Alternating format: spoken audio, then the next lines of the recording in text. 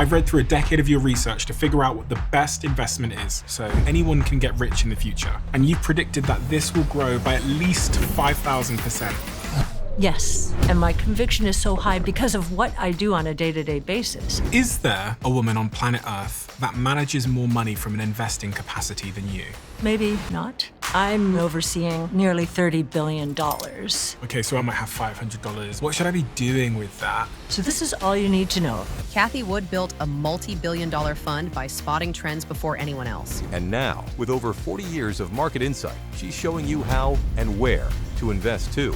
AI is the biggest technological disruption in history. And this incredible rate of change is making people uncomfortable. But if you are on the right side of change, investment opportunities and job opportunities are going to be enormous. But people don't know what to do. For example, many people think Apple is a very safe investment, but it's probably going to be disrupted by artificial intelligence. But yet, Tesla is going to be the biggest. You've invested just over $2 billion in Tesla? Yeah, because Tesla is the largest AI project on Earth. So AI has to be a top priority, not an afterthought. So I've got questions. What's your top 10 public stocks that anybody can invest in? What's the philosophy towards investing that will make one rich over time? And then if I want to invest in AI, how should I be investing my money? According to our research, these investments will go up more than tenfold in the next 5 to 10 years and create incredible opportunities for investors. So number one,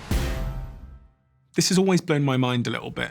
53% of you that listen to this show regularly haven't yet subscribed to this show. So could I ask you for a favor before we start? If you like the show and you like what we do here and you want to support us, the free, simple way that you can do just that is by hitting the subscribe button. And my commitment to you is if you do that, then I'll do everything in my power, me and my team, to make sure that this show is better for you every single week. We'll listen to your feedback, we'll find the guests that you want me to speak to, and we'll continue to do what we do. Thank you so much. Cathie Wood, is there a woman on planet Earth that manages more money from an investing capacity than you? well, there's probably not someone overseeing, yes, nearly $30 billion. But I know there are teams out there, including women, that manage maybe a lot more than that. What is it that you do?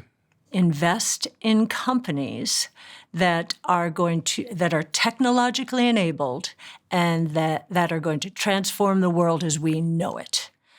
Robotics, energy storage, artificial intelligence, blockchain technology, and multi-omic sequencing in the life science space. The last is the most complicated. And how long have you been an investor?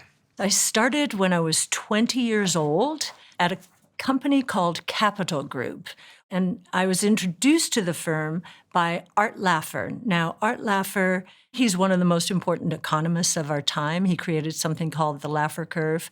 He's advised most presidents since President Nixon, and he's advising President Trump as well.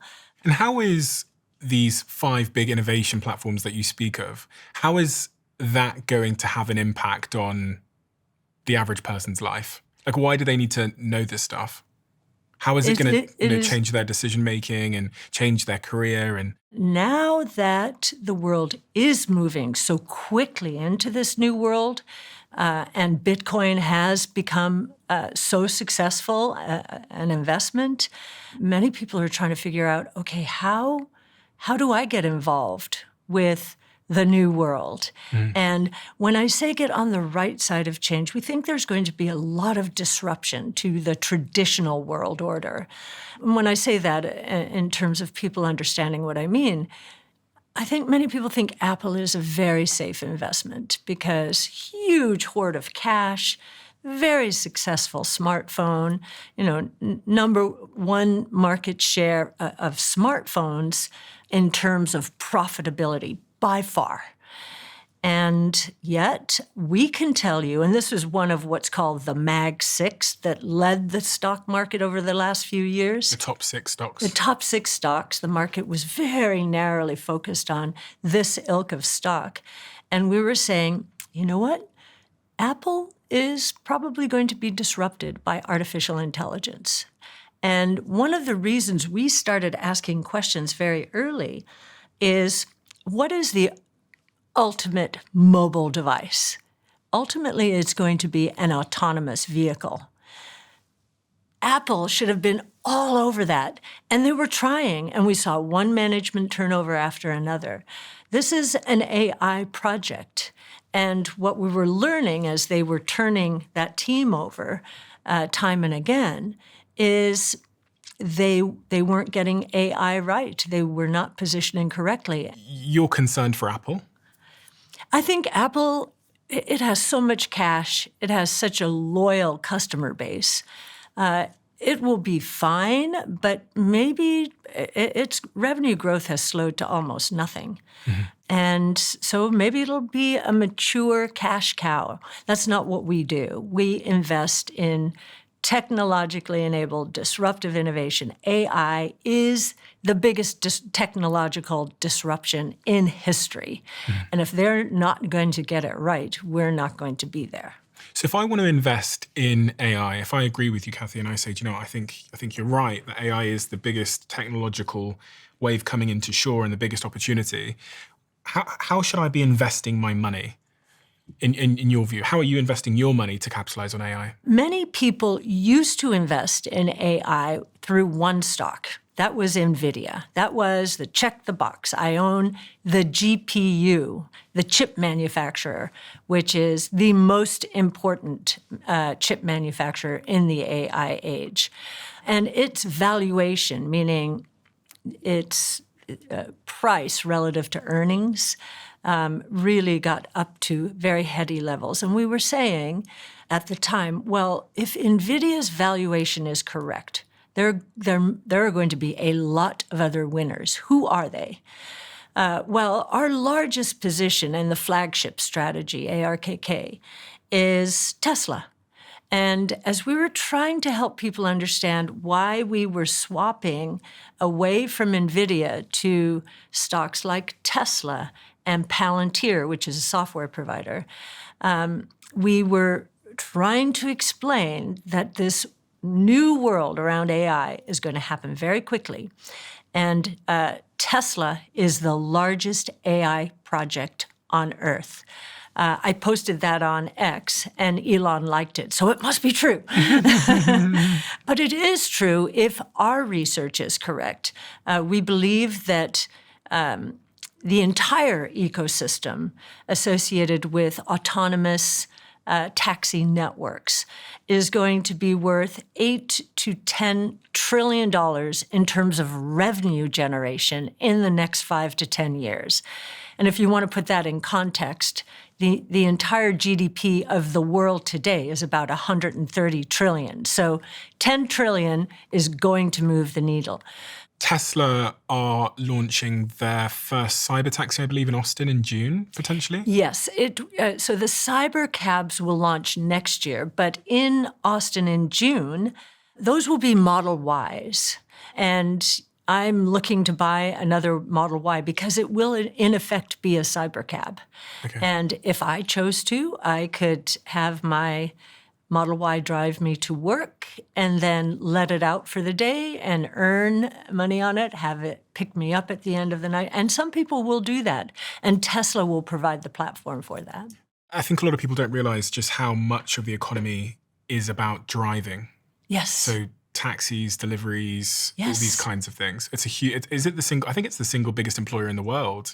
Yes, transportation right? Broadly defined. Yes, and it's not just on the ground, of course.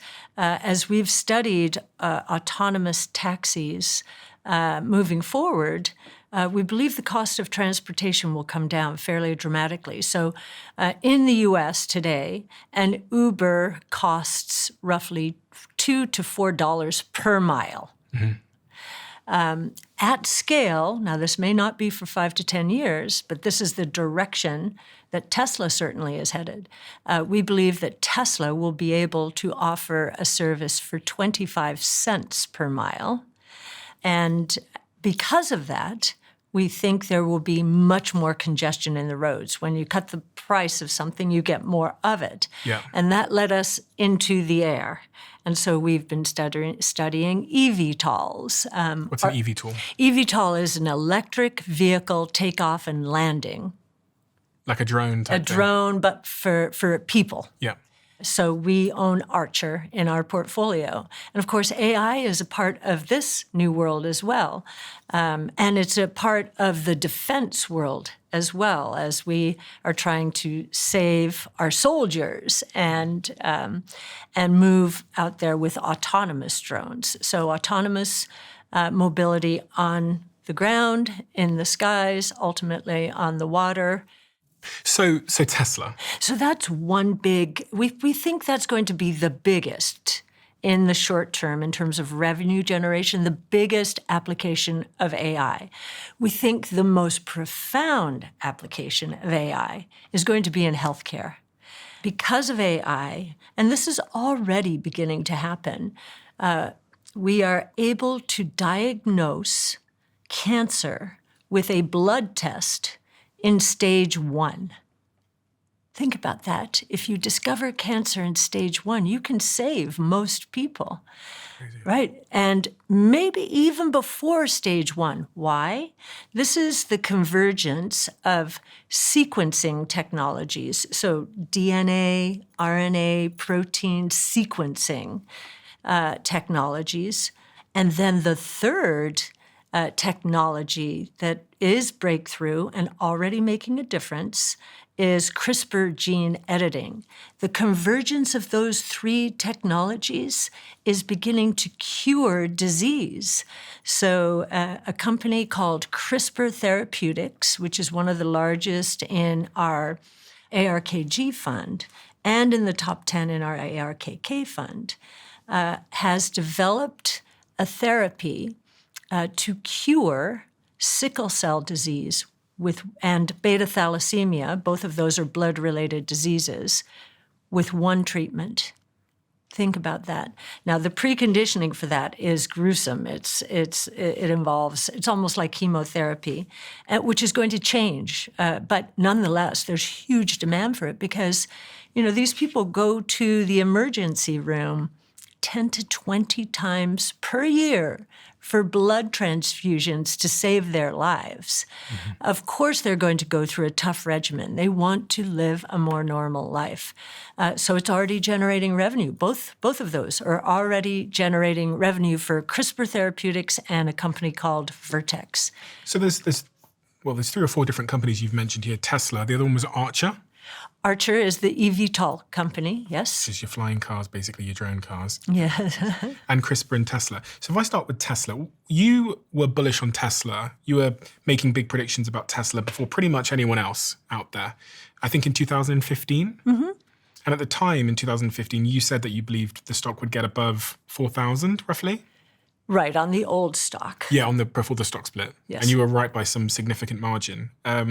I think you predicted it would be 4,000 before the stock splits. And I think at its peak, that equates to about 18,000, maybe 12,000 at its peak. Yes, well, in that region. We were right about 2 early years, or Tesla got to where we believed it would go 2 years before most expected. In 2018 and 19, many people, as Elon was discussing and describing production hell for the Model 3, many people thought the company would go bankrupt.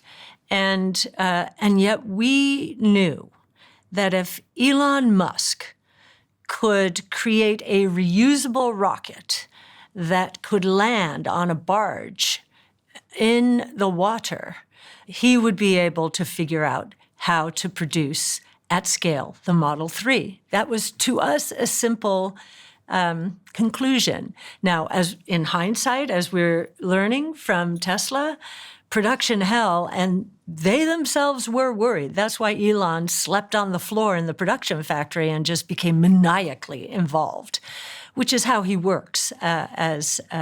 So yes, and now our prediction, the stock is I'm not going to be exactly right on this, $270, $280.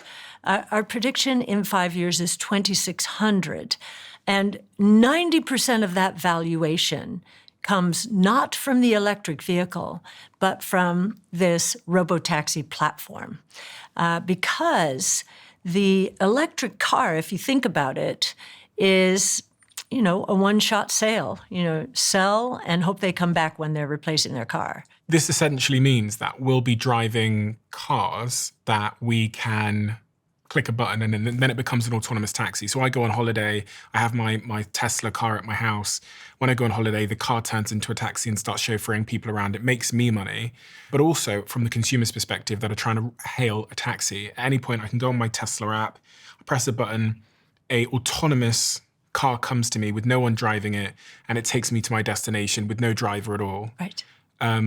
And then the recurring revenue model, I believe, is you subscribe. It probably could. It could be you could subscribe to the network, or they could, maybe it could be either or, subscription or a la carte if you don't think you're going to use it that much.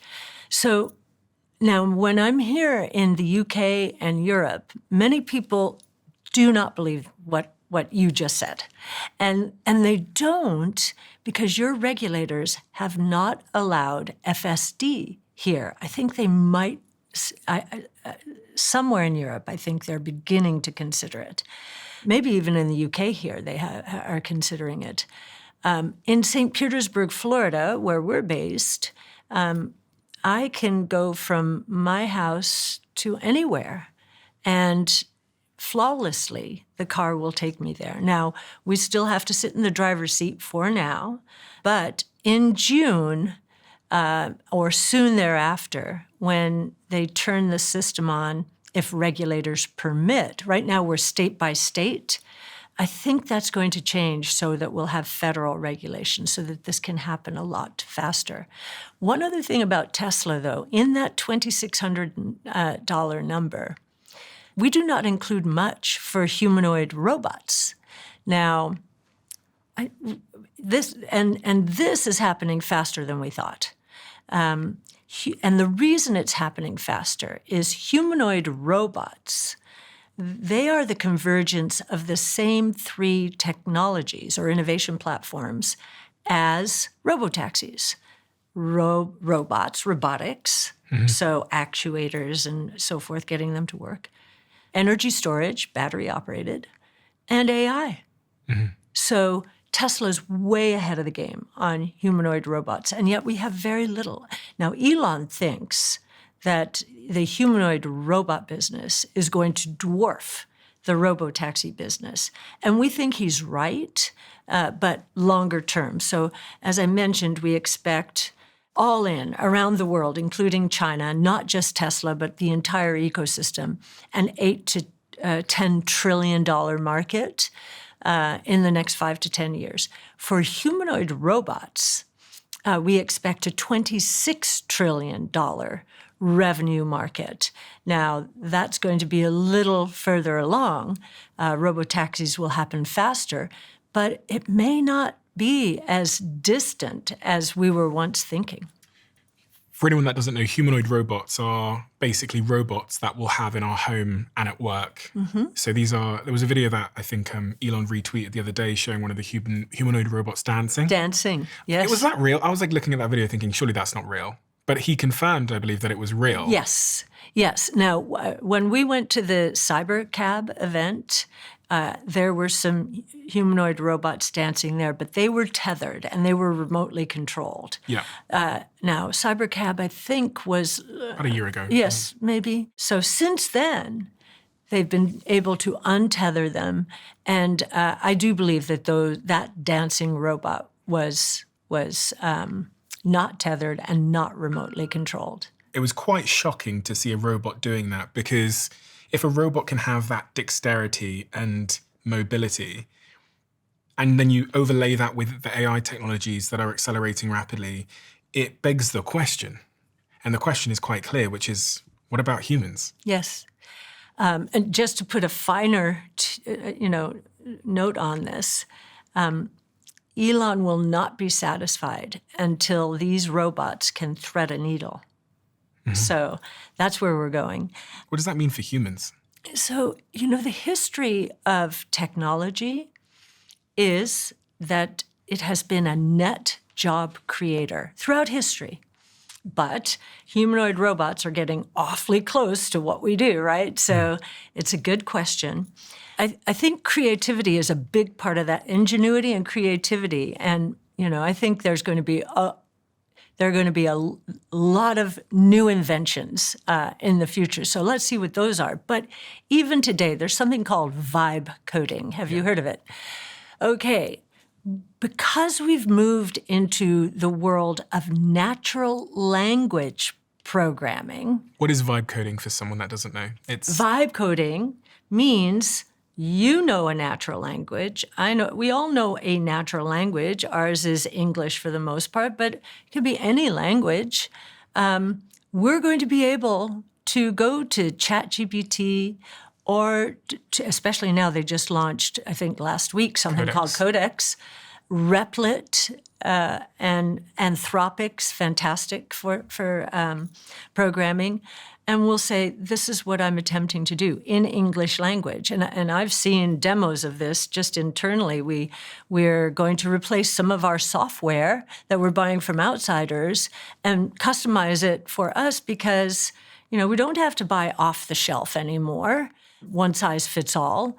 I think there's going to be a lot more customization and personalization and creativity explosion here. It's interesting that this is happening when the demographic profile of the developed world is as it is. We have a very low unemployment rate in the US. I know the unemployment rates in Europe and the UK have been dropping to much lower levels than where they were stuck for years. I remember thinking, wow, double digits.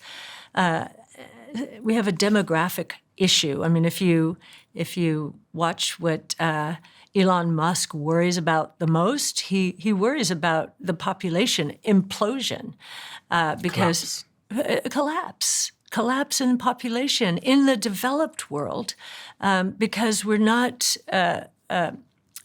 producing children above the fertility rate. We are setting up for a shrinkage with China is going there, Japan is going there. And so we're going to need productivity to help us if we can't find human beings. Okay, so you're saying that the robotics and AI could actually fill the gap that we lose in terms of productivity because our society is going to be like an inverted pyramid. It's going to be more elderly people and less young people. Yes. So the robots are going to... Yes, absolutely. Productivity is going to be essential. So as we're looking at real growth ahead, and when you think about real growth, you should be thinking, okay, somebody's benefiting from this. And I'm going to set up the number here by describing what has happened historically. If you look from 1500 to 1900, and you try and figure out what real GDP growth was back then, real economic growth, as best as Brett Winton, our chief futurist, in consultation with academics, can determine, it was roughly 0.6% per year. And then we had the Industrial Revolution. We had the internal combustion engine, telephone, electricity. And for the past 125 years, real GDP growth has been 3%.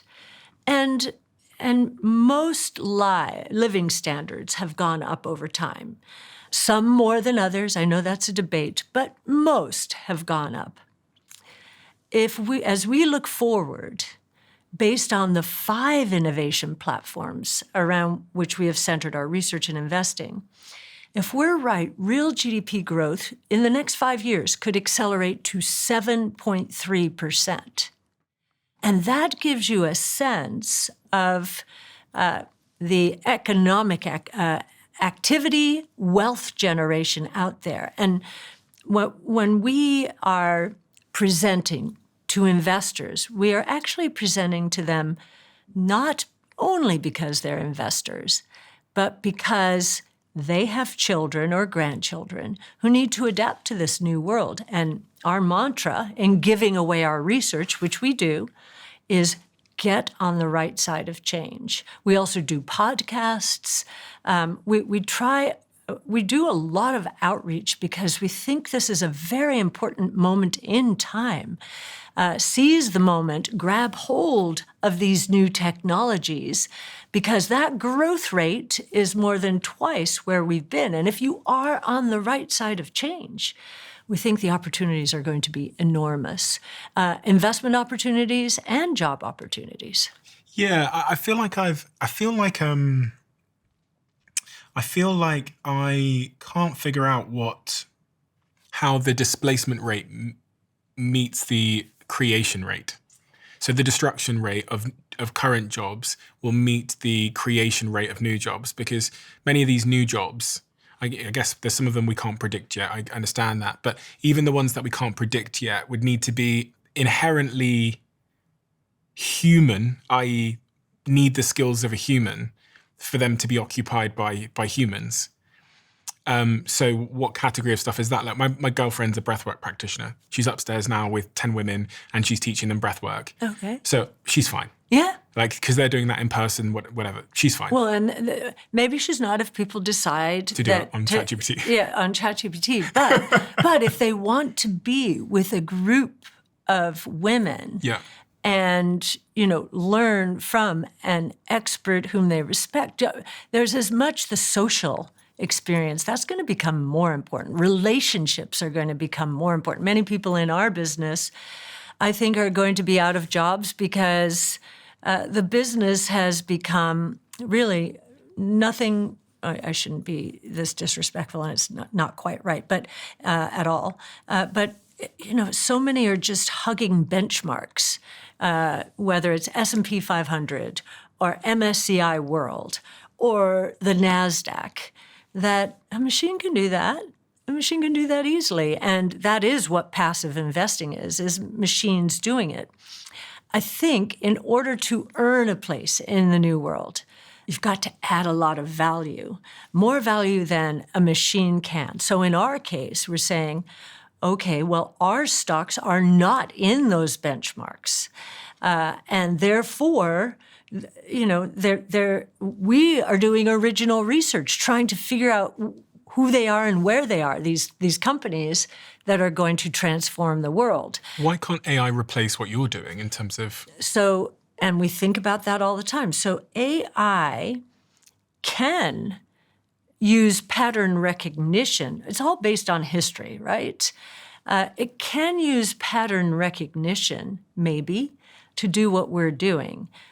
What are the three characteristics that define an innovation platform for us? The most important one is they follow something called Wright's Law, which measures the learning curve, how fast the costs are going to decline with this new technology. Technology is deflationary. Costs fall over time, and they're passed through into lower prices or better performance, one or the other. That is the most important. A machine can figure that out, I'm sure. But asking the questions are going to be important. Like, there wasn't, before 2014 when we started ARC, much on autonomous mobility or eVTOLs, or for that matter, AI. AI had become science fiction. There weren't any breakthroughs in recent years. But then we got some breakthroughs. So Wright's Law is the first, figure out that cost curve decline and see how quickly the technology can proliferate across sectors. That's the other criterion here. The technologies that we are following are going to cut across economic sectors and apply to more than one group of people. And then the third is that these technologies serve as launching pads for new technologies. So in the case of DNA sequencing, which was the base technology, we needed that before CRISPR gene editing could be created. We needed to be able to understand what was mutating in the genome, where the programming errors were, so that gene editing could come in and edit out those programming errors. And do you think in 5-10 years from now that unemployment is going to be higher or lower?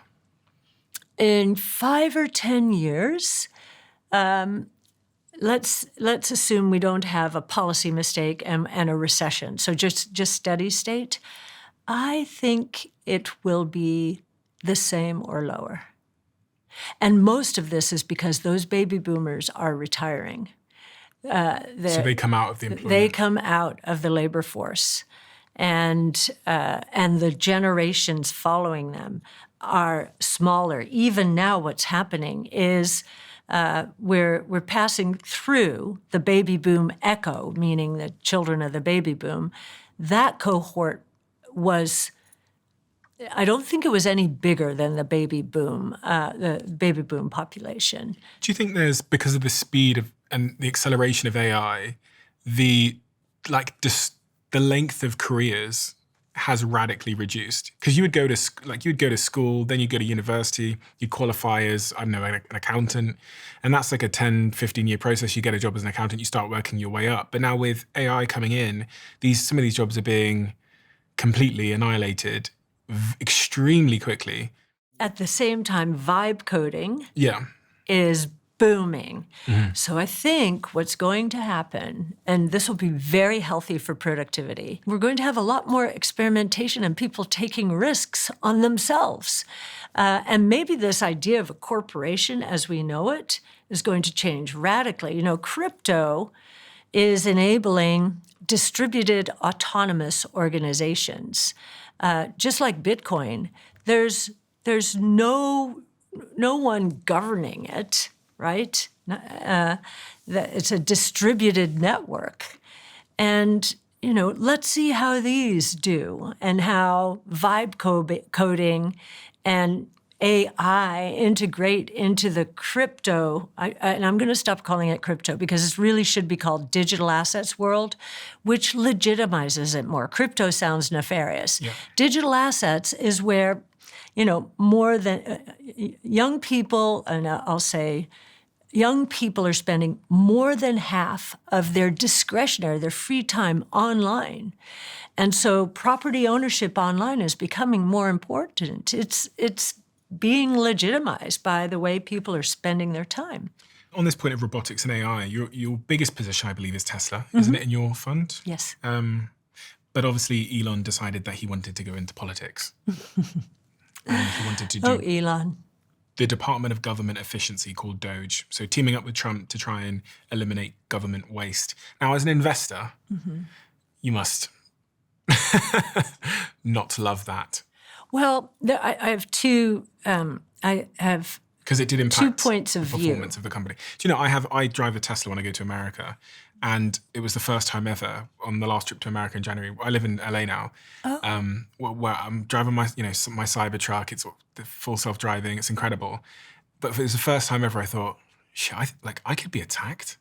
So I probably shouldn't get a Cybertruck. I should probably get something else, because I had all these reports of people being attacked. And so it was quite interesting to hear in the earnings report, which I listened to, that there's been this decline in revenue, in profitability, in vehicle sales growth, etc., in Q1 of this year, which I think even Elon in that earnings call highlights is a consequence of him becoming political. Yes, I think that surprised him. So I have many thoughts about this. Our government has become so bloated, it is scary. And our indebtedness is growing. And if we want to remain the reserve currency of the world, we're at risk of losing it. And on our tail is the whole digital asset world, right? So government spending is taxation. It's either taxation that's going to happen immediately, or will happen in the future, or will happen through inflation, which is the most regressive tax at all. So I think the sentiment was right in terms of, you know, getting in there and seeing what technology can do for the government, which is really what's happening. I'm watching it in the FDA, how they're starting to use AI. It's phenomenal what's happening. So the question I usually get, I'm very happy that half of the solution is understanding the problem, that someone is in there with that focus and determination. He, of course, has said he's stepping away this month, as a matter of fact, to spend more time with his companies.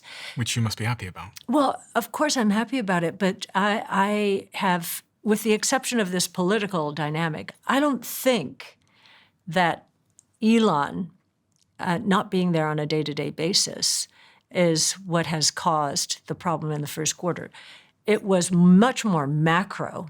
We had a negative quarter in real GDP growth in the first quarter. So macro, which is hitting everyone, and the overlay of this political dynamic. The news cycle, thank goodness, moves fast, and so we'll be through that, I think. And by the way, there are news reports even this weekend saying those who were feeling about him, as it relates to Doge and, one party, are having a change of heart because tax rates are going to come down because we're being more disciplined on the government spending side. Elon's way of managing his companies is to attract the best and the brightest, not only scientists, engineers, but also business people. These are people who want to solve the hardest problems in the world. He sets a timeline that seems reasonable to him for milestones to occur. And he doesn't interfere unless they start missing those milestones or the timing of those milestones. Then he gets involved. And that's where you hear he'll go in and he'll just fire people wholesale and get the program going again. And he's done that certainly at Tesla. He's done that at all of his companies. And so he's really troubleshooter in chief. Once he understands and has set a strategy, he then becomes troubleshooter in chief. Have you met him? Oh, yes, we did actually. Our first podcast with him was in 2019. Oh, I saw that one during Production Hell. Yeah. And we were so happy. So as you know, we have a social strategy. So we push our research out through social media as we give it away or as we're evolving it. And he liked a piece of research that Tasha Keeney had put out on autonomous back then. And I was on a phone call I couldn't get off, but I heard this whooping and screaming through the office. And I thought it sounded good. It wasn't an emergency, so I didn't have to leave that call. But I got out. I said, what happened? Elon. And I said, okay, ask him if we can do a podcast. And we were there the next week. Oh, incredible. Yeah. What do you think of him as an entrepreneur? I think he's the Thomas Edison of our age in terms of his innovative ingenuity. And I also think, having met him a number of times, I think he's a very good person. He wants to do the right thing. If I had to say one thing, he wants to do the right thing to transform the lot of most of humanity. And he started with Tesla, SpaceX and Tesla. Tesla, was an environmental move, which I think a lot of people attacking his cars, who are probably very supportive of the environmental movement, they've forgotten. Sending a rocket to Mars and with humanoid robots and ultimately people, he thinks will transform life on Earth as well, because as we've learned from space history, what we learn about material science and technologies that help us break through into these very difficult problems to solve is going to help us here on Earth as well. So I think he's a very good person and wants to do the right thing. That, if I had to describe him, that's what I say, other than genius of our time. I often wonder, because he's had such a profound impact on the world in many, many ways through the companies he started. I think the biggest risk really is just his own health. Doesn't seem to sleep much.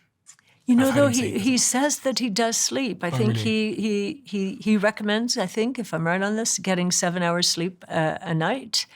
And yes, but when he is focused, you know it. I mean, people even look. There were many pictures of him, whether it was standing, with other policymakers, and then he zones into something, and he's zoned in and thinking about only that and a problem that he wants to solve. So you've invested just over $2 billion in Tesla? Let's see. So it would be roughly, yes. In that region. Mm-hmm. Bitcoin. Mm-hmm. You invested in Bitcoin very, very early. What was the first price that you bought Bitcoin for in, I think it was 2015? Yes, it was in the summer of 2015. We got in at roughly $250. Today it's $104,000, I think, roughly. So we did get in very early. And we knew we were onto something, really, when people were making fun of us, saying, okay, that's a marketing trick. You're new to our business and, new to the new fund world, and you're trying to attract attention. And we were thinking, wow, they have no idea how much research we've done on this. And Art Laffer, my professor, again, from USC, we had him read our first white paper on Bitcoin. Bitcoin, could it serve the three roles of money? So means of exchange, what we use every day to buy things, store of value, like gold, and unit of account. Would prices be quoted in terms of Bitcoin? Chris Berniski was our first analyst on Bitcoin, wrote the paper, Art read it, and added to it enormously in terms of economic theory, which was great for us. And then he said to us, this is what I've been waiting for since the U.S. closed the gold window in 1971. A rules-based global monetary system, like Bretton Woods under the gold exchange standard.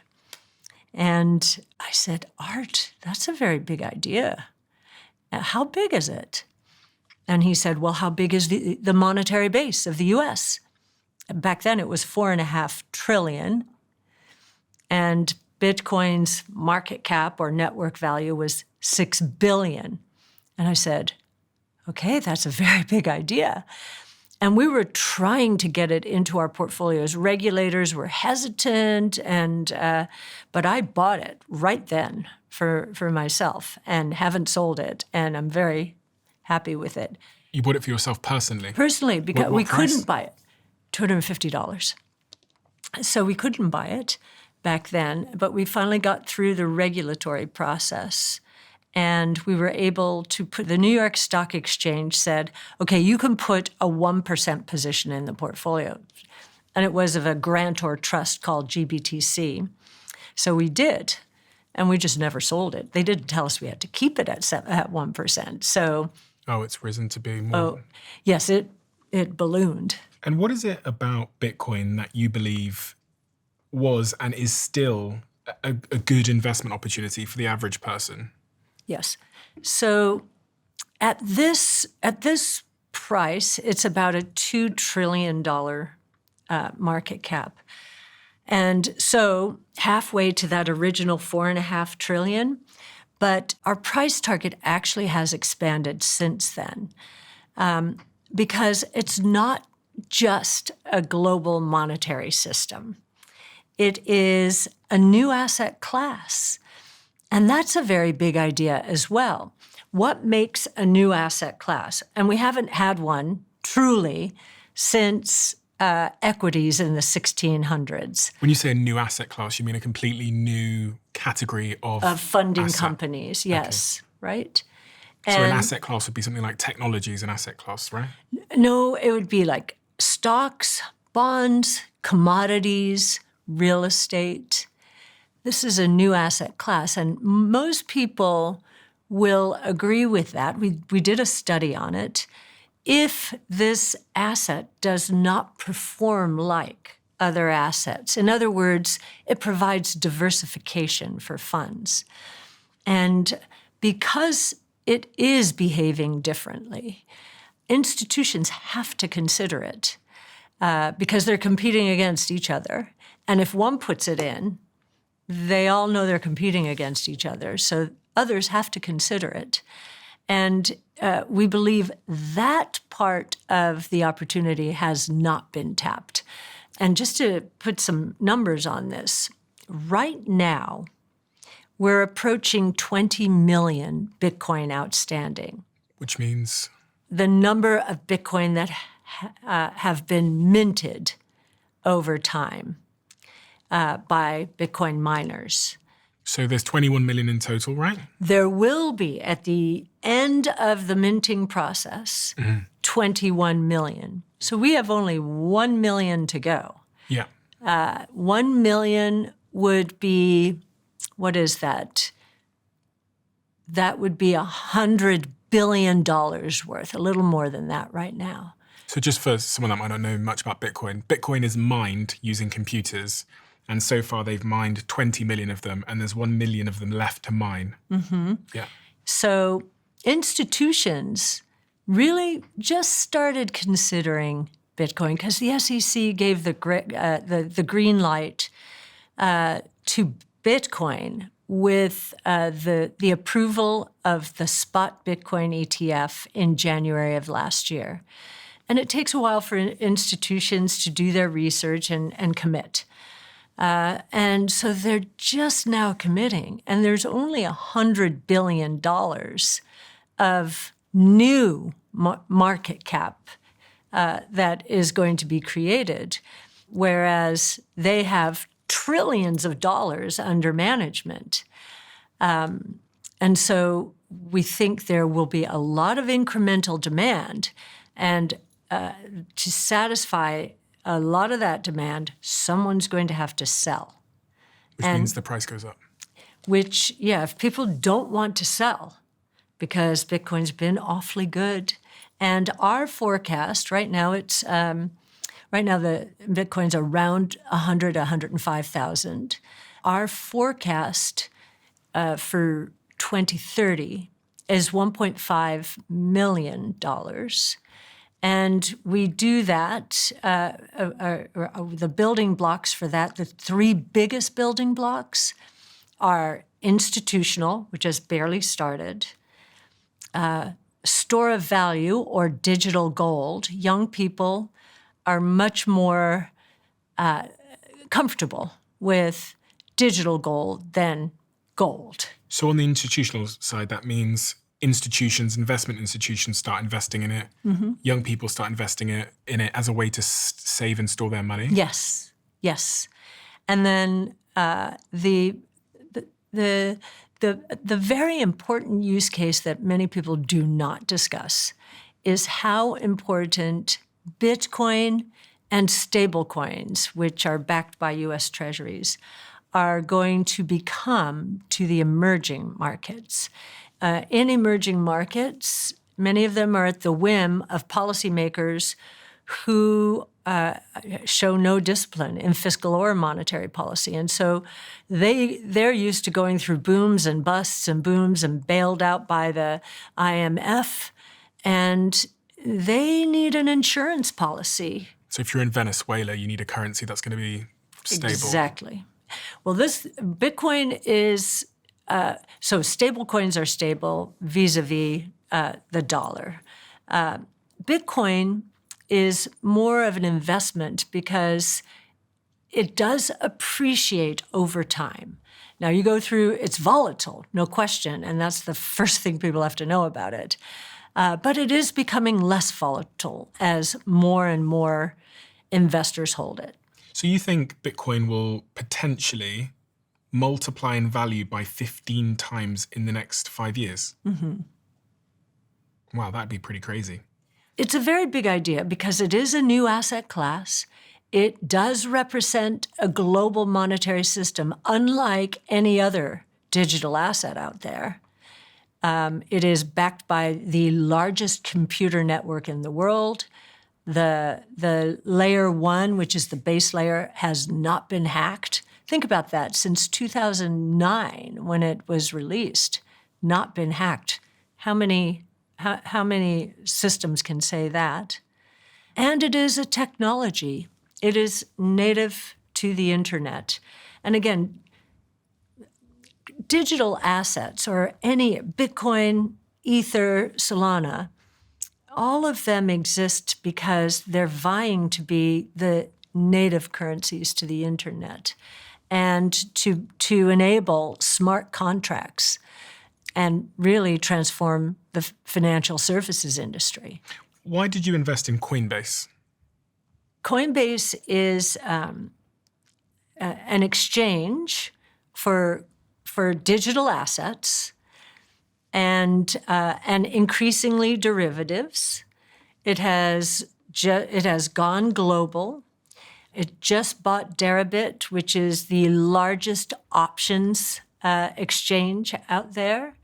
And it owns a futures, so it's really going after the derivatives market, where there's a huge amount of activity, which is fantastic because it's all legitimizing digital assets. And it is the most regulatory compliant exchange in the world.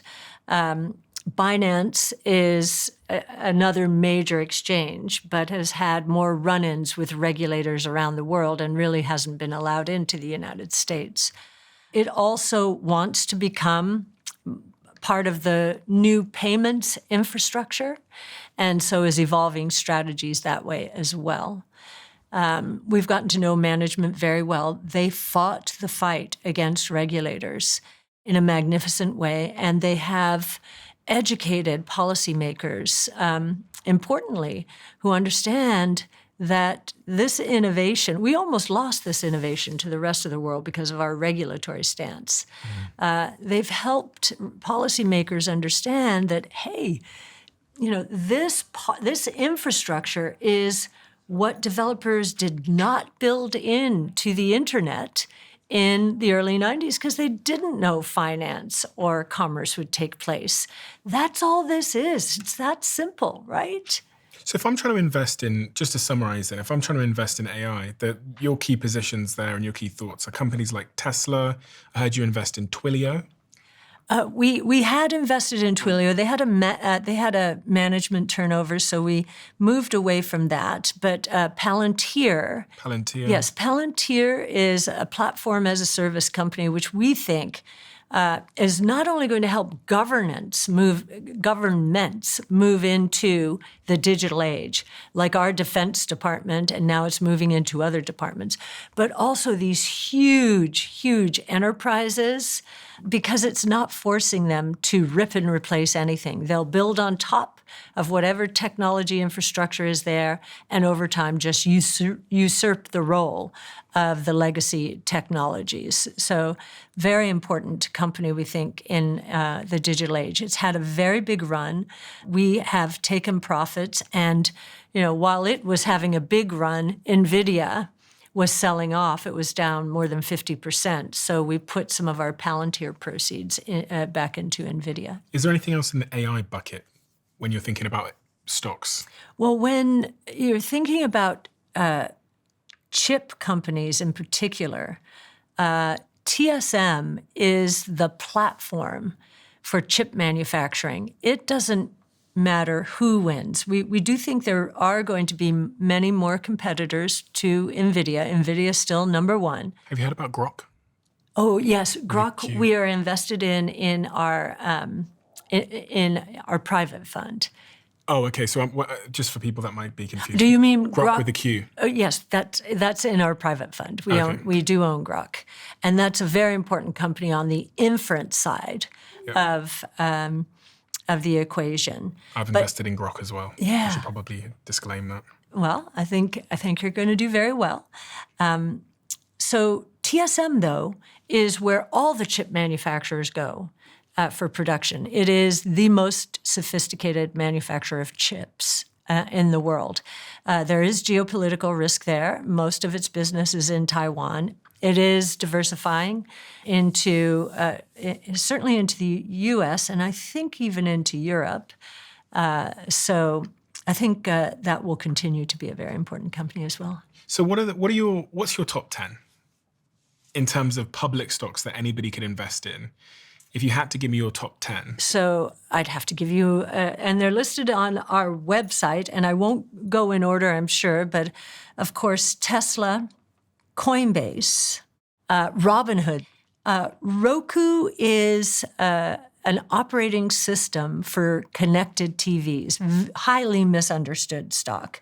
CRISPR Therapeutics, which is the gene editing for sickle cell disease and beta thalassemia.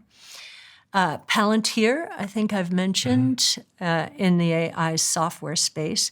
Archer just moved into the top 10.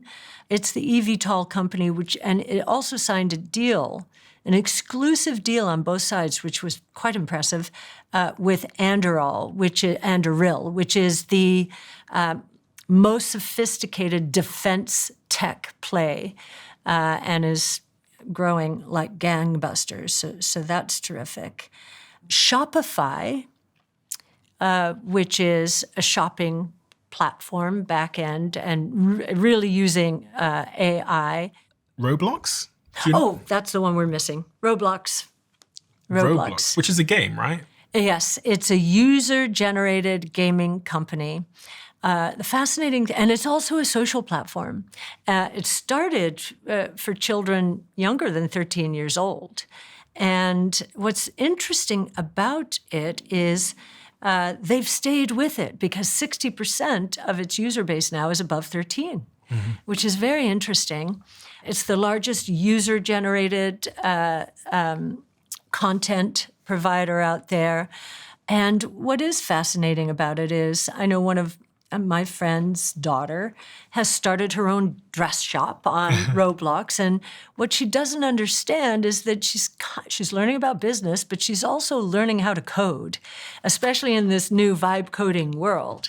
So I think it's going to be a very important company going forward.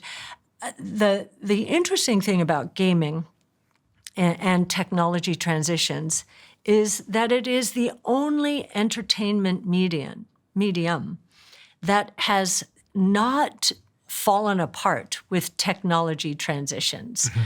It has actually grown because those who love their games from 25 years ago still play them.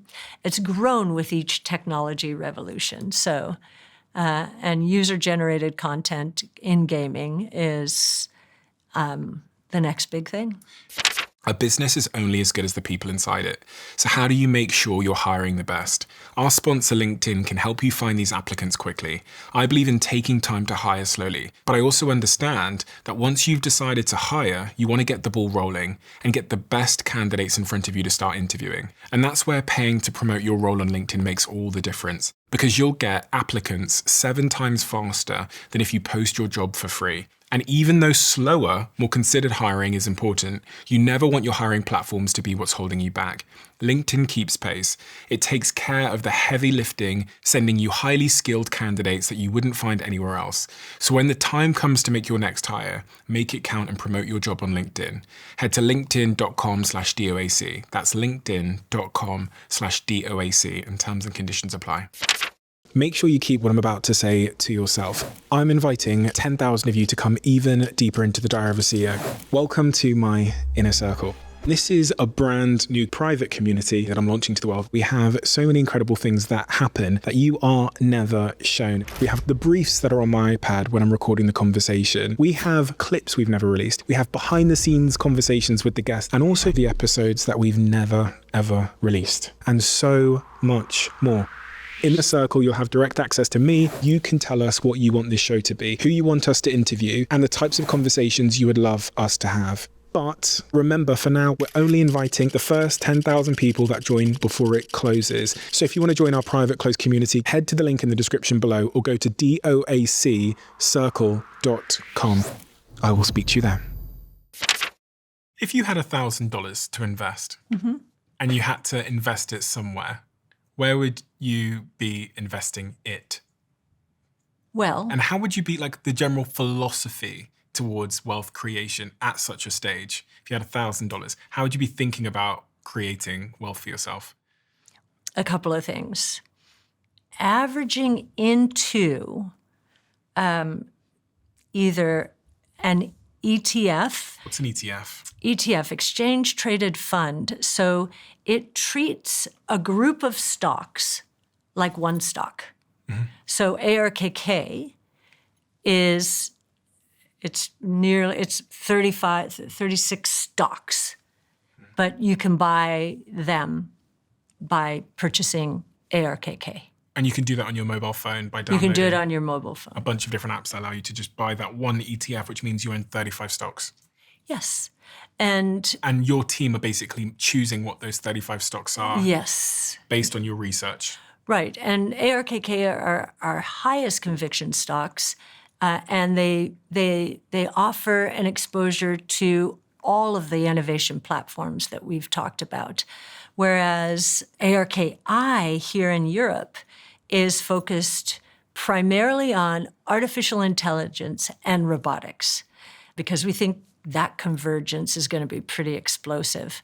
What you don't get there, and you do get in ARKK, we also have in another very focused fund, ARKG, which is really healthcare applications of AI, and other healthcare names that we think are going to be pretty transformative in the new world as regulators really understand how important AI is going to become to discovery, research, trials, development, to diagnostic tests, and to curing disease. Another question popped up, which is about Ethereum and these other cryptocurrencies. Yes. Do you invest in any of these others? Yes, we have, in our public funds, we've put them, I don't think we can own them here in the UK yet, but in the US, we have them in some of our funds, both of them.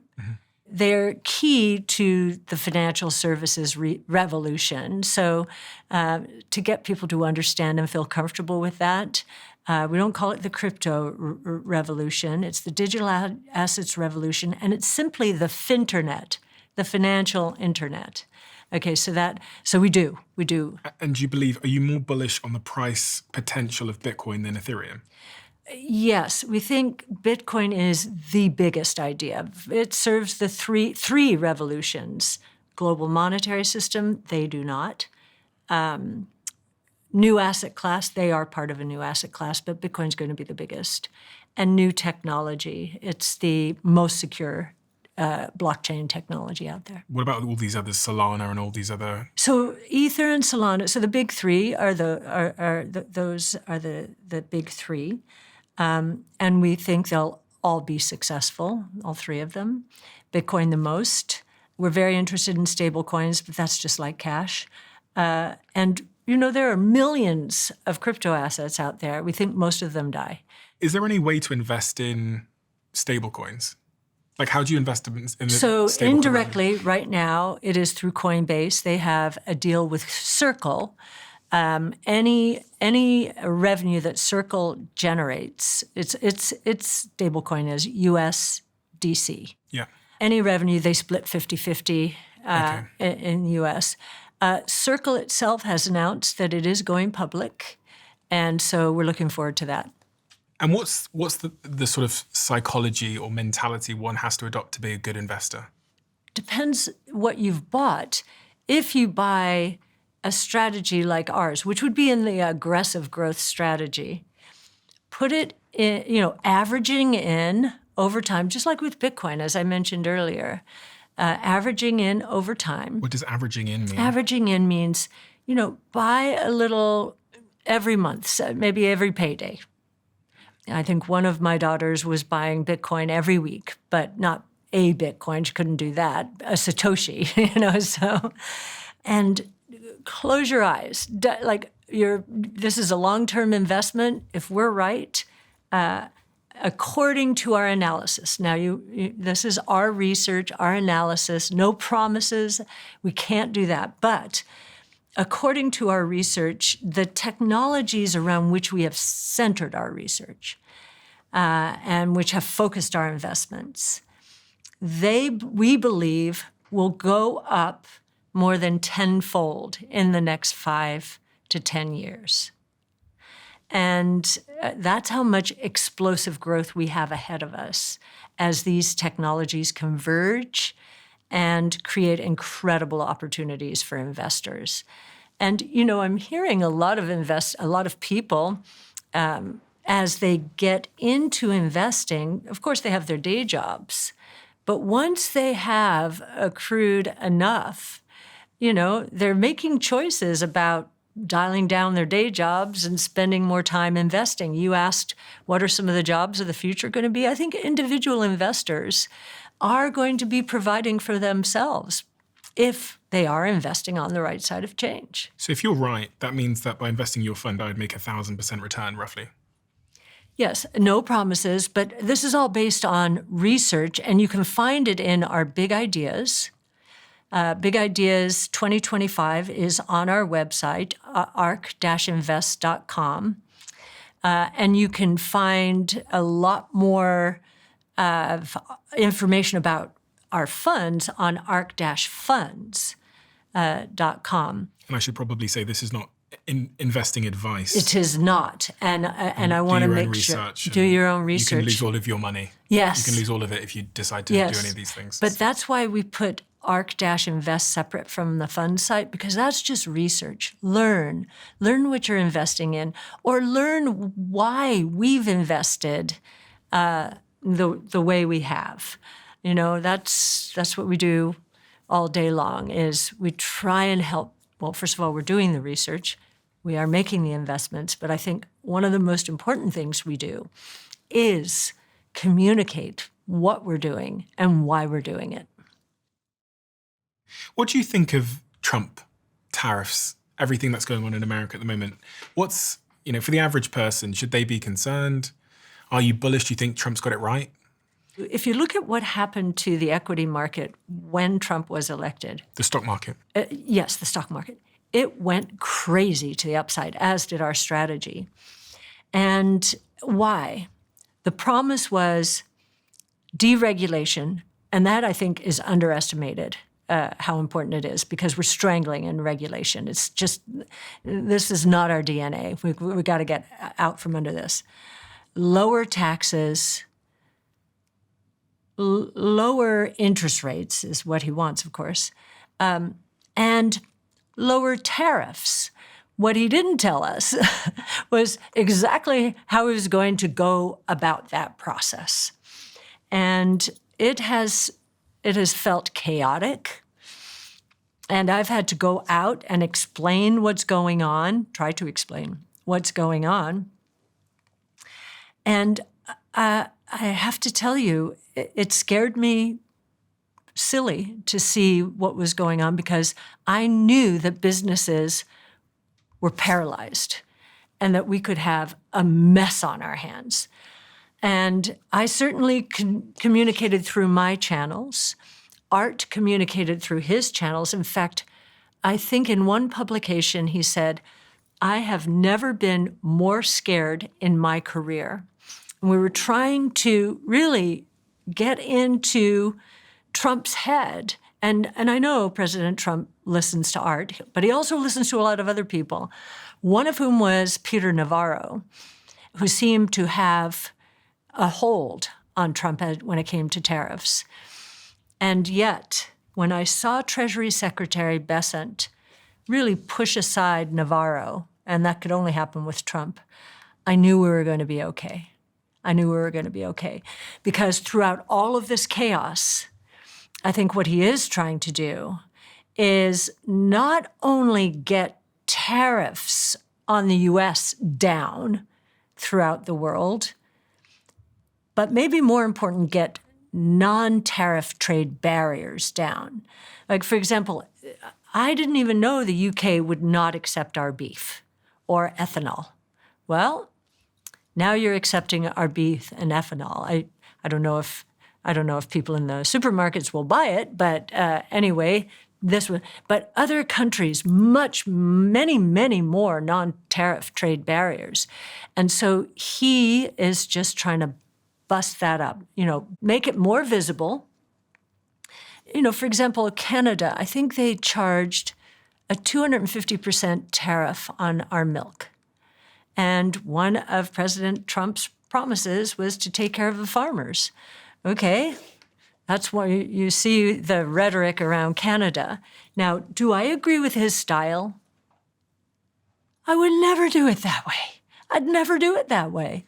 And it was unfathomable, for me, because he is sensitive to business, and he must have known that everything was going to stop.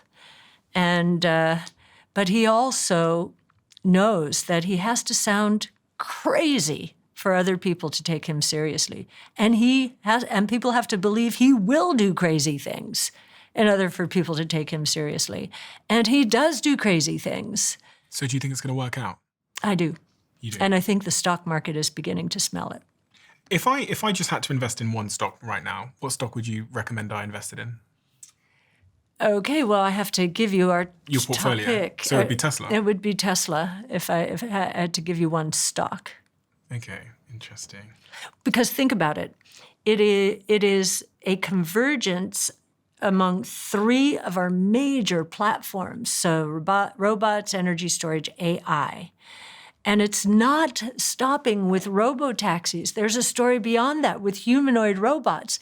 And our $2,600 number has nothing for humanoid robots. We just thought it'd be an investment period, and but I think he's going to start generating not only productivity gains internally, but revenues from humanoid robots. What are you concerned about in terms of the way that the world is going and everything that's happening? What are the things that keep you up at night? I've got many a concern, so I've got many unanswered questions and worries about how things might play out, but keen to hear yours. I am such an optimist. I really do have to dig down deeply. If you had asked me this a few weeks ago, I would have said, this tariff situation is going to blow the global economy up if we're not careful. So I'm much more settled about that right now. I'd have to say I am concerned that there are going to be people caught out by these new technologies and for whatever reason not willing to adapt, because there are going to be huge opportunities if they do. And so one of the reasons we give away our research, I'm very honored to do a podcast like this, is to get that word out. There is so much information available. You can just go to our site and listen to our podcasts. And if anything inspires you, go for it, because the opportunities are going to be enormous. When you say you're concerned people might get caught out in, disrupted industries. I mean, we think the whole transportation industry is going to be disrupted.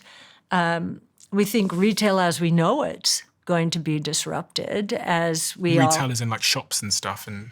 Yes, although if they adapt with more social, personal experiences, I think that anything physical, you'll want to have a social dynamic associated with it. But in terms of what I think is going to happen to retail is we're going to have our personal shopping assistants, and they're going to anticipate what we want, which I can't wait. I hate shopping. Anticipate what we want, or basically flag something that they know we would like if we knew it were available. And they'll be disintermediating all of the traditional sources because they can go anywhere in the world. So just think about almost every sector is going to be disrupted. Healthcare is going to be disrupted enormously, I think, for the better. But those who are wedded to doing things the old way are probably going to be disrupted, Yeah, Yeah, that is my concern as well.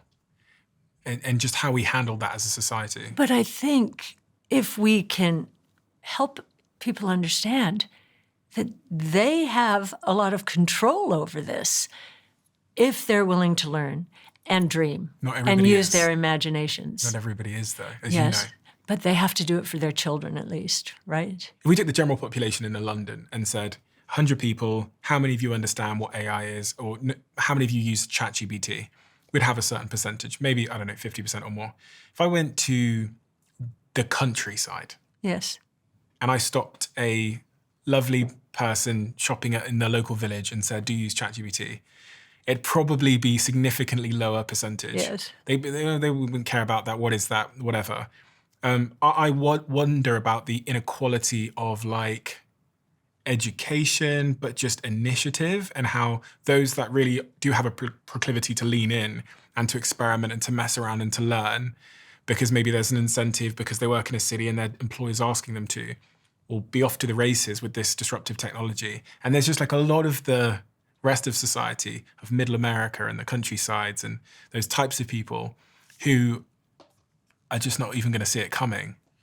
But that's why we're out there. And the important word that you used was initiative, because I really think, when people hear the word inequality, they like to blame something, right? Yeah. There will be no reason for this. I'm sure someone's going to come back at me for saying that, but of course there are people who we have to help along the way, no question about it. But for those who are healthy and are listening to this podcast and are saying, I don't know exactly what she's talking about, but I'm going to start reading up on some of these new ways of doing things and make sure to at least understand it. I think within that kind of initiative, they'll find it. They just will find it. There's going to be so much opportunity. It's going to be so exciting. And I think, again, creativity and, especially young people using their imaginations, they're not held back by any preconceived notions. So I ask all the questions I ask because I'm trying to solve little question marks I have in my head about the future. And it's really difficult at this time to see around the corner because so much is changing so quickly. Mm-hmm. And there's all of these converging technologies, as you describe, yes. Robotics and AI. And then when I put robotics and AI together, I go, fuck. Because do you know what I mean? Because I keep coming back to this question of what am I going to do? And not in, I'm just going to what's good about that? You know what's really good about that? That will motivate you. It does. Of course it does. It's great. It motivates me to ask people like you the question 17 times in a row to try and there find the answer. But it's a real point because I run businesses. We have at our headquarters, which is around the corner, it's about 25,000 square foot office. We have hundreds of people in that building. And I'm thinking about the roles that we're hiring for, and we're now looking at them through the lens of agentic AI, so AI agents. And then if I overlay that with robotics and AI, I'm going, what roles would we need to hire in the future? Because theoretically, can you name a single role in a media company that would, when I'm talking about in the robotics era, that would really need to be done by a human, I guess, other than one could say human-to-human sales, will still have some kind of element of human touch to them? We've learned a lot from the ancient game of Go. Yeah. So you've heard about AlphaGo, which was Alphabet, Google, basically devising a program to compete against the Go champions. Go is much more complicated than chess. Yeah, it's like a board game, basically. Right. So I think the champion of the world at the time was a South Korean, and he was sure he was going to beat this machine. Well, the machine beat him, and he was crestfallen. And then he got his chutzpah, to use a New York word, back, and he said, wait a minute, I'm going to start playing against machines. And so now he's playing against machines. His game is so much better that when he competes against humans, and those competitions are the more important ones, right? When he competes against other human beings, the machine has kept him at his champion. And of course, everyone's using the machine. So we're going to artificial intelligence. But he still can't beat a machine, can he? He still can't beat the best machine in the world. No, he can't. But I mean, he can occasionally. But people don't want to go see machines competing against machines. I get that because humans like human error and they like to be able to relate and to aspire. But as it relates to the world of work, the incentive is productivity. Mm-hmm. And my humanoid robot isn't going to get sick and it's going to have a PhD in everything. Mm-hmm. So I don't want to see a human failing at their desk. Right. I want the humanoid robot. Right. But then your robot and your AI is really focused on the past, right? That's what it's ingested. It can make predictions, though, based on that past. Pattern recognition. Which is how my brain works, right? It's like a neural network. But that's why we chose the word disruptive. Disruptive means the traditional world order and patterns, therefore, that the robots and others will recognize is going to change, right? Sorry, what does that mean? So when we're doing our research, we have a white sheet of paper. There's no history for this, right? And so we're doing a lot of original research. So AI machines might use our research because we put it out there. But how does the AI think differently to a human, though, in terms of, I thought the human brain was building, predicting essentially something based on lots of information. And AI is basically doing the same thing with neural networks. It's making a prediction based on lots of new information. And therefore, if we get to AGI, it can create new information. Yes, and it will. But AGI, Elon will say it's 2 years away. And it does seem, we're able to generate PhDs and rocket scientists now in the AI world, so he's probably right. But I also think about this as giving us super intelligence. So could ChatGPT do what we've done? Maybe, I don't know. Actually, it's a very interesting exercise. I'm going to ask our team to do that before we put it out, to do a model, a SpaceX model, financial model, income statement, balance sheet, cash flow statement between now and 2050, when we have, in the 2040s, Elon expects, if not sooner, to colonize Mars. I'll see what kind of model it comes back with. In terms of how much money? In terms of how correct it is and what it uses to get there. Okay, I'll do that now. SpaceX. A financial model. Or income statement. Okay. Income statement. Let me ask the really smart model. Let's do 3.0. Make a you're an investor in SpaceX? Yes, in the private fund, yes. So am I. Make a SpaceX income statement.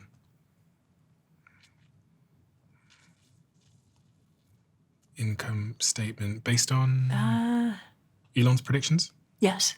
Elon's predictions. Yeah. This will be very interesting. Now until 2050. Mm-hmm. Okay, I'll put that on the screen so everybody can watch. And this is essentially going to look at everything he said about going to Mars and colonizing Mars, and then tell you how valuable that company's going to be, essentially? Yes. I'm not sure if you asked the question that way. Did you say? I just said make a SpaceX income statement based on Elon's predictions from now until 2050, and then I can ask it what the market cap would be. I wonder how long it's going to think. It's thinking for a while. Yeah, it's going to think a long time, I have a feeling. And then it's going to take you through. And I think, it was interesting, DeepSeek, the breakthrough it had on the reasoning side was it kept asking questions so it could get to the right answer faster. Mm-hmm. I think they're all adopting it now because DeepSeek's open source. Yeah, and they didn't need to spend as much money on the training side because that's what they say. They said $6 million trained on a high-end workstation, and that of course caused $1 trillion worth of damage in the U.S. market with NVIDIA, one of the biggest casualties, because people said, well, wait a minute. We're doing these data centers. You mean we don't need all those big data center servers to do this work? We could do a high-end workstation for $6 million. The answer is the pre-training for that model was done on a 50,000 GPU cluster that the hedge fund had. Mm-hmm. And the last step of the large language model was the $6 million step. Okay, it's made its mind up now. Oh. So it says Starlink revenue in 2050 would be 250 billion. Mm-hmm. It says launch and Starship revenue would be 120 billion. So the total revenue would be 370 billion. Cost of goods sold would be 172 billion. Gross profit, therefore, would be 200 billion. Operating expenses, 37 billion. Operating income would be 161 billion. After tax, so the net income would be 128 billion. All right. And I have to be honest, I haven't seen the last stage of this model. That'd be very interesting. I'd love to get a copy of that if you could send it to me. 100%. I'll email it to you straight after. You know, when I asked ChatGPT earlier, I said, who is the number one woman in the world in investing? It repeatedly said your name. So that's a pretty remarkable thing to have accomplished, especially in a male-dominated industry where there isn't many women that manage to rise to the top of that industry. So what is it about you, in hindsight? You know, it's difficult to be objective about oneself, but what is it about you that meant that you were successful in a male-dominated industry, in an industry that's incredibly difficult to be successful in? My advice to all young people getting into their first job especially, but even later jobs, is my mission when I started was to make my boss look brilliant. Now, why do I say that? It's much more applicable today and possible today than it was back when there were no computers and no cell phones, which is when I started, right? But what did I do? My boss wanted to communicate, he was an economist, wanted to communicate in charts that, he couldn't find. So I figured out a way. I went to our time-sharing system. That's all you could do back then. Time-sharing is an ancient mainframe technology. And I figured out a way to make these charts and delight him. And I loved doing it, and I loved learning. I loved learning about technology. I learned and about economics through him. So that was the first thing. And then... Why is it important to make your boss look good? Well, I think because if you do make him look good, first of all, you owe him a debt of gratitude if he turns around and gives you more growth opportunities. So, but if he or she doesn't, then it's time to go to the next place where you make that next boss look brilliant and maybe you have the growth trajectory. I had bosses who, they loved the fact that I loved what I was doing, that I had such high conviction in what I was doing, and I'm going to give Art Laffer a lot of credit for that. When I walked into the financial world, I knew more about economics than most of the people in the room. And that was a great source of confidence, a great source of confidence. And when I was leaving that firm, someone said, my boss at the time said, I was moving from LA to New York.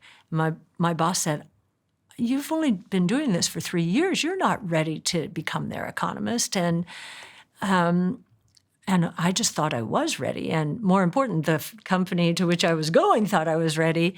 And as I was leaving, both he and others said, remember, you know more about economics than anyone else in the room.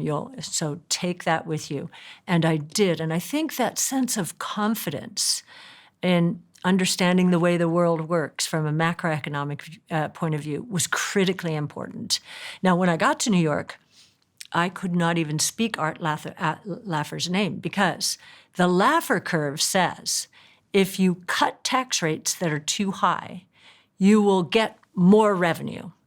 And what had happened is Ronald Reagan had cut tax rates, but Paul Volcker at the Fed was trying to starve the economy of inflation. So we were in back-to-back recessions, and no, the government wasn't getting more revenue. So Art Laffer was, I couldn't say anything, but, that was fine. I knew he was going to be right, and we were right. That was the story of the 80s and 90s.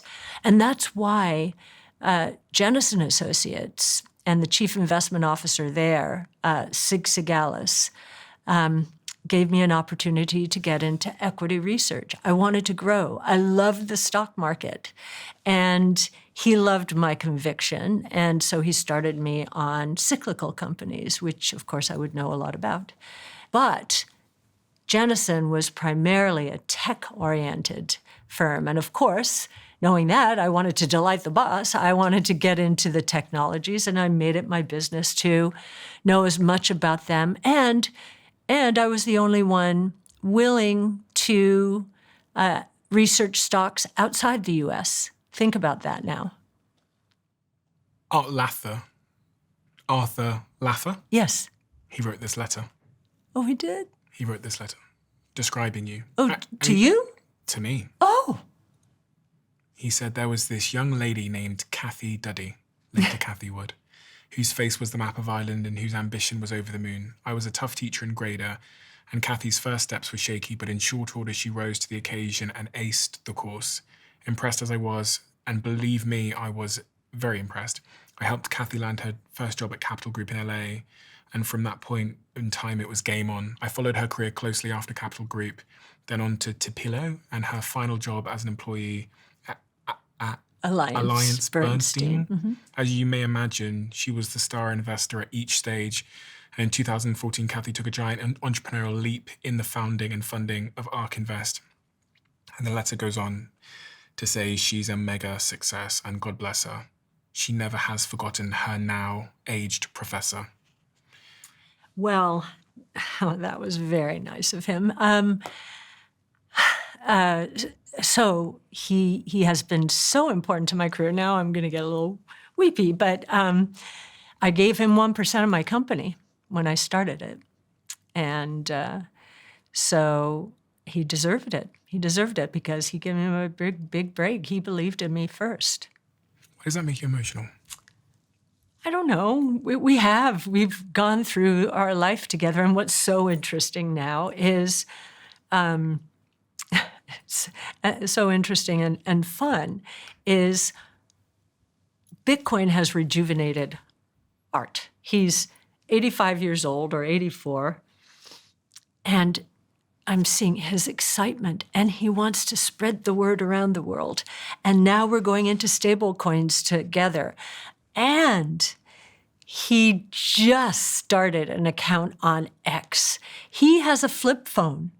He doesn't do email, and yet he has just started an account on X. And so we now have this technology relationship because he wasn't going to technology, but he knows, he's seen, like, ARK altogether, we have 3.3 million followers. And he's seen the reach that X has. And he's also, I think the other thing, and I haven't answered your question, it was just very nice of him to do that, and I see it's a typed one page and very sweet. We have a closing tradition on this podcast where the last guest leaves a question for the next guest, not knowing who they're leaving it for. And the question left for you is, great question for you. What is the craziest idea you ever had that turned out to be right? Well, there are just a few. One thing that it's not that crazy, but it just gives you a sense of how not obvious in the early days of ARK. I remember saying, well, autonomous vehicles are robots. And I was in a research meeting and everybody said, no, they're not. And of course they are. It's a crazy idea, and there was something, there are some things I'll say, and the reason that's important from our point of view is this convergence idea. Robotics, AI, energy storage. So wait a minute, this is a very big idea. So it seemed like, no, it's like, I think it is, and so it was like we were feeling our way in the dark because that was 2014, and nobody was really talking about them. And there's something like that very recently.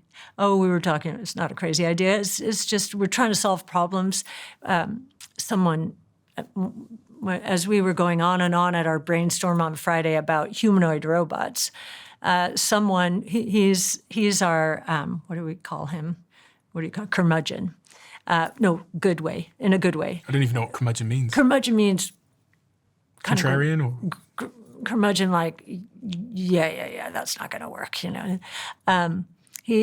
Humanoid robots, he said, I don't think that's going to be a thing. He said, we really need robots that are going to be able to carry a lot more in terms of weight than those things will on those stilts.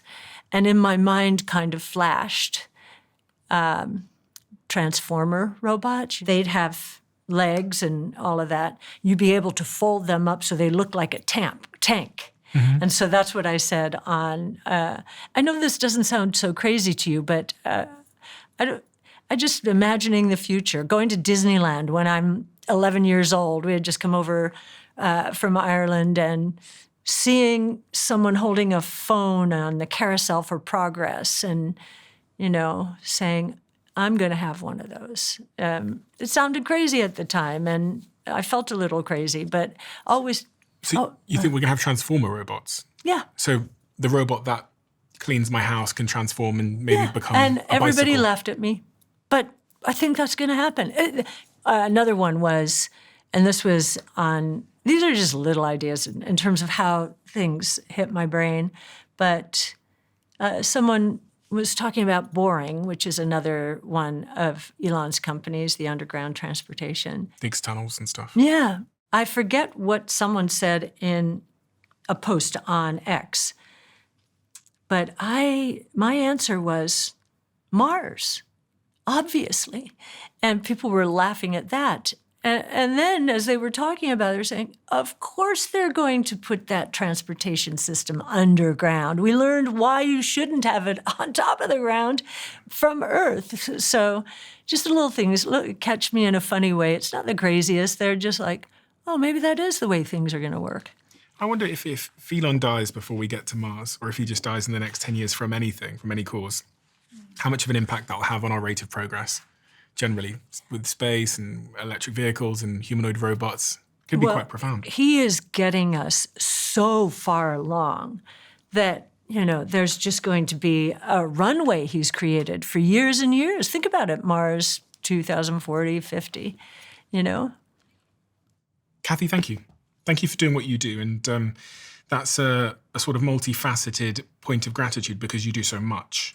You do so much in educating all of us in terms of innovation, investing, and what the future looks like. But also from your fund's perspective and your company's perspective, you do so much in open sourcing and putting the research and the work that you guys do out into the world when you don't necessarily have to. But as I've heard you say, it's a great benefit both to the world, but also you do it because it also brings people to your fund, right? Yes. And it certainly did for me. That's how I came across you many, many years ago when I was reading some research with my brother around investing in the future and innovation and understanding your thesis around all of those things. But also from the education side, you're distilling this complex research into simple language and information that the next generation can understand so that this moment of transition doesn't catch them off guard. And that's an incredible thing. But I have to say as well, you're such an inspiration for the very fact that you have achieved what you've achieved in your life. It's extremely rare for someone, and I don't always like to talk about gender or race or those kinds of things, but it's a particular point, a pertinent point in this case because you have succeeded in a very male-dominated industry. And I think just your presence, your existence alone is going to inspire lots of women and men, people like me, to pursue finance and investing as a career. Oh. So thank you so much for Fantastic. doing what you do, and thank you for being who you are. It's incredibly important, and you've demystified so many things for me over the years, even though we've never met, but watching your videos and reading the research that you guys put out. So I'm going to link all of that below and link to your websites and your funds and all those things so people can learn more. But yeah, thank you.